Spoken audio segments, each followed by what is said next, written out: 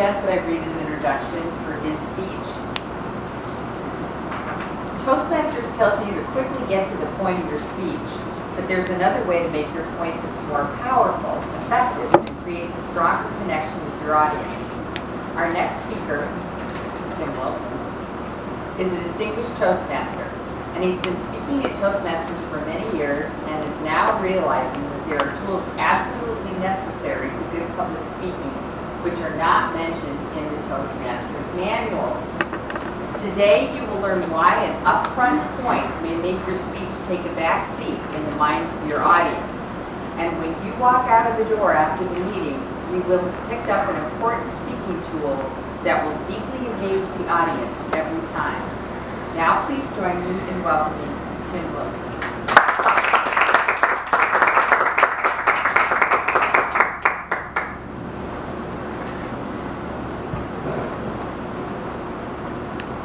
Last week, talked about organization and how organization, the important thing is to get the audience to understand and remember your point.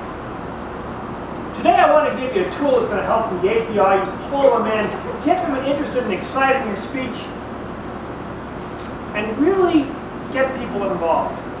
Even if they don't want to be involved, it's kind of like a magnet. We'll just pull them in, get them interested, because they'll start thinking about things. As they start thinking about things, you pull them in your speech. The tool is simple, it's powerful, anybody can use it anytime, and it will always be effective. Because it uses the natural human nature.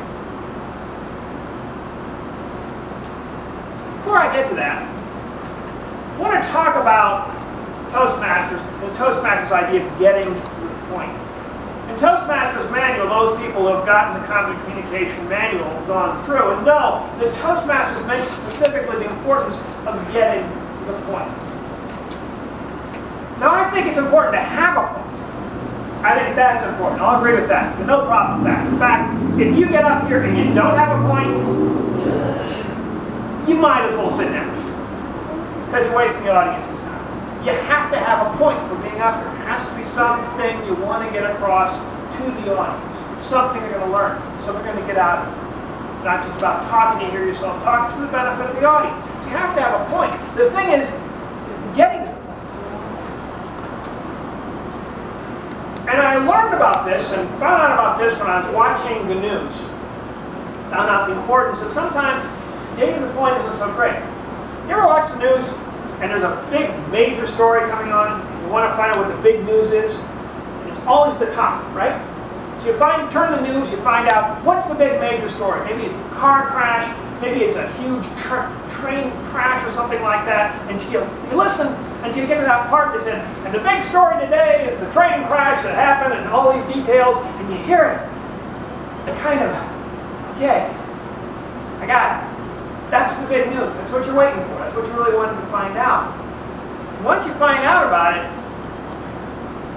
once you find your attention kind of starts to wander at that point, the rest of the news you're not interested in, doesn't really matter. You're waiting for that big story.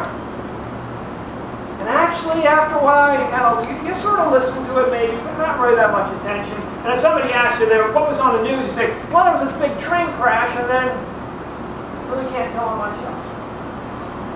If you ever watch the news, you find yourself that experience. Hey, that's what I need to find out. To need to know, you get it up front, and then you stop listening. Well, the same thing happens for your audience. You tell them right up front, this is what you need to know. This is it. These are the big points I'm going to make.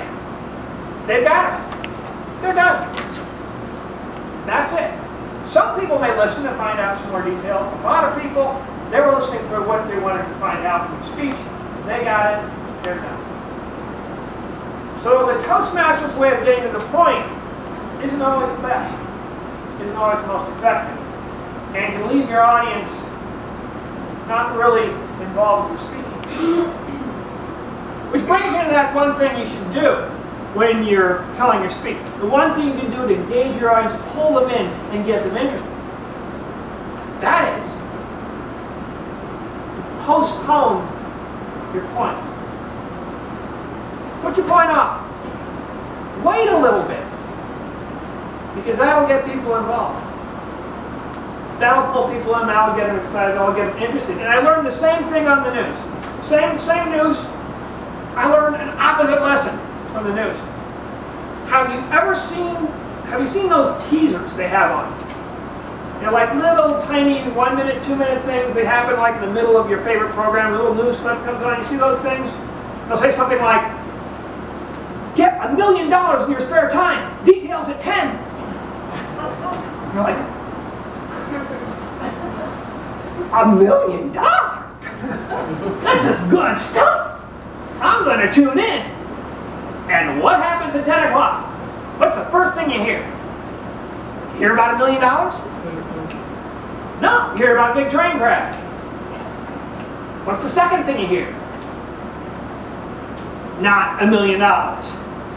And as you listen, and you're still listening, you keep listening to that thing, I'm going to find this $1 million tip. I'm going to bloody well stay through this thing until I get to that $1 million thing. I'm going to walk away from this thing, and I'm going to have stuff clicking in my pockets, or I'm going to know the reason why.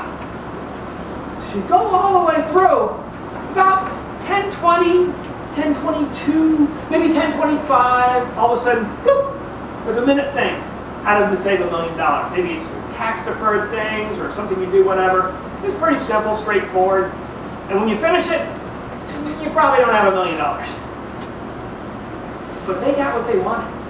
You listen to the entire newscast all the way through to find that $1 million. And much to your amazement, probably if you went back and said, what was the top story? Oh, it was the train crash. The next story was that stupid car thing. Oh, and then there's a robbery going on. Oh, the weather's going to be. Because you're listening so attentively to it. Because they postponed the point. So they put off that point until later, forcing you to listen all the way through. Toastmaster says you're supposed to get to the point. Every speaker they go up there is supposed to get to the point, nail that point in front of their audience, and that's what the audience wants, that's what you have to give them. I've learned through the news, especially the news teasers, that's the best thing to do. Postpone the point. Put it off. Don't worry about it. Because the longer you postpone the point, the more the audience is pulled in, the more the audience is engaged, the more that you have it.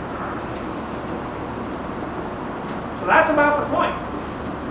And that's why you should postpone the point. Next week, we're going to talk about why you really don't need to be that specific in your speaking. In fact, when you're going up there and you're doing your speaking,